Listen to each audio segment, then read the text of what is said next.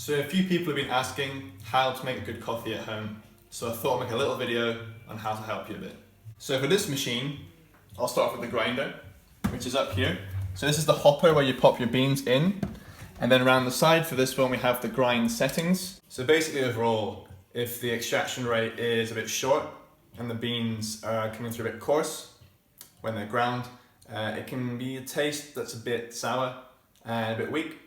And if it's over extracted, which means it's coming through a bit too fine when you ground it, then it's probably going to be a bit too intense and bitter and potentially hashy. So this here is called the portafilter, and this is the basket.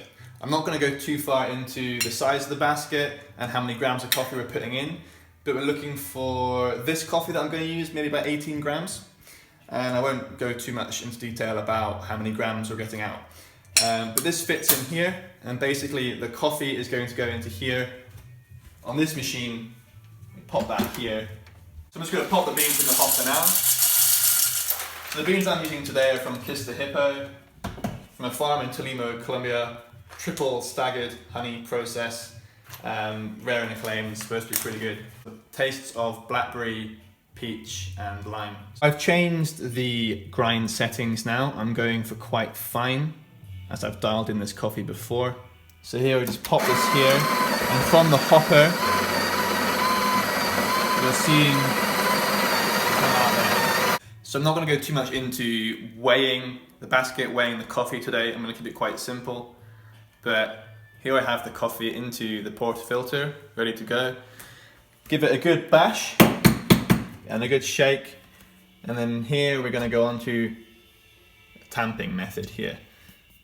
So you're looking at getting about 18 kilograms of weight approximately down, balanced and firm onto the coffee. So usually like this, and you just do one firm push and then out.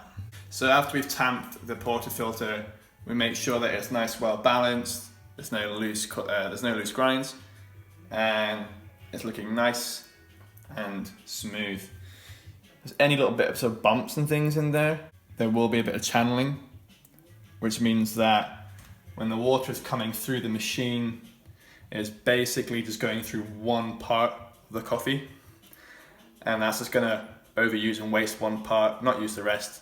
And it's going to taste pretty bad. Here we slot this into the machine. Make sure it's nice and firm and locked. Press the button. Here. Normally I would weigh the amount of coffee coming out for the best extraction, but for today we're just going to keep it as it is. So as we can see, that's quite a nice pour. For the thickness of spaghetti is what you're looking for, and a nice smooth pour coming out, and that's perfect. It's smelling great and it's looking pretty good too. So now we're going to go on to steaming the milk for the coffee. I'm going to use oat milk today because I prefer that. It's a bit harder to steam. It does heat up and cook quicker than cow's milk, and you don't want to burn that either. So I've put it in there just under the spout. It's good enough for the amount of milk that you're looking to put in the jug. So here we're going to purge the machine, letting a bit of water out just to flow through. It'll take a few seconds for this sort of coffee machine. What I'm going to do is just tuck that in there. And as you can hear is that sound. So as you can hear that sound, I'm letting a little bit of air in gradually while lifting the steam wand to the top of the jug, so it's just on the tip of the milk there. So you can hear that little sound there of letting air in.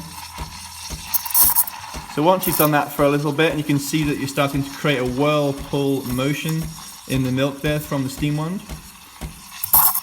A bit more air, and it's looking good to then immerse the steam wand down into the bottom of the milk, create that circular motion and let the milk do its thing.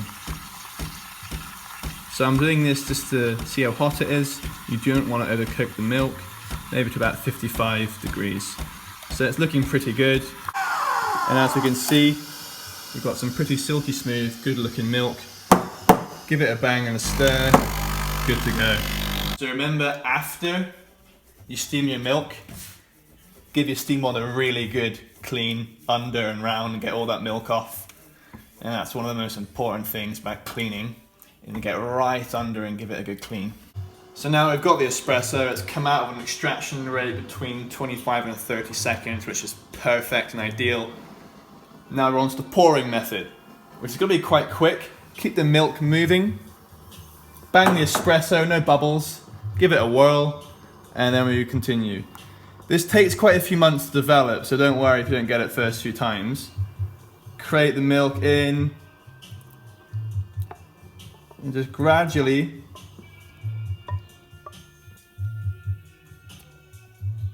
there we go. Now it's quite hard to explain how to do the art, but you're looking at having the tip of the jug as close as possible with it turned, and then the more you're filling it up with milk, staying close, pushing the milk forward, you start to level off a 180 the cup. It is really hard, and your milk has to be quite good in order to get that. So don't worry if you're not getting this sort of thing first time, but there's a little tulip, and that's the sort of thing that you're looking for in the end goal.